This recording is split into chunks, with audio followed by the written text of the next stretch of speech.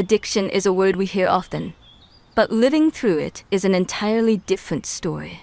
My journey with addiction began innocently enough: social drinks at parties, a way to unwind after a long day. But what started as casual indulgence slowly tightened its grip on me. I remember the first time I realized I had a problem. It was a Monday morning, and I was rummaging through my cabinets, desperate for a drink to steady my nerves before work. The casual drinks had become a daily necessity, a crutch I couldn't function without. I was in denial, convincing myself I had control, but deep down I knew I was spiraling. The turning point came when I missed my younger sister's graduation. I had promised her I'd be there, cheering her on as she received her diploma.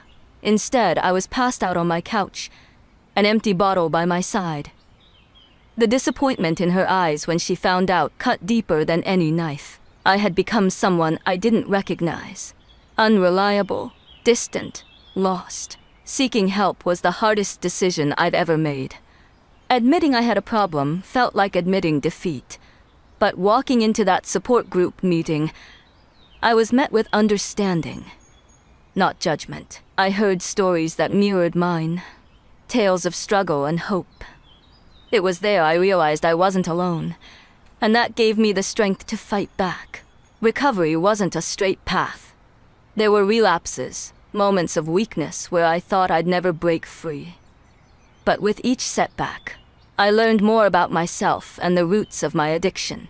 I discovered that my drinking was a way to mask deeper pains, insecurities I hadn't faced. Therapy became a cornerstone of my recovery. Unpacking years of buried emotions was exhausting, but it was also liberating. I learned healthier coping mechanisms: exercise, journaling, and most importantly, attending church. Slowly, the urge to drink diminished, replaced by a desire to truly live. Today, I stand before you as someone who has conquered addiction, and as someone who continues to navigate its challenges daily. I've rebuilt relationships I thought were beyond repair. My sister, once distant, is now my biggest supporter. We've had open conversations about my journey, and our bond is stronger for it. If there's one thing I've learned, it's that addiction thrives in isolation. Reaching out, connecting with others, sharing our stories, that's where healing begins. To anyone out there struggling, know that admitting you need help isn't a sign of weakness. It's a testament to your strength. Recovery is possible, and while the road is tough, it's a journey worth embarking on. Thank you for listening. Stay tuned for the next episode.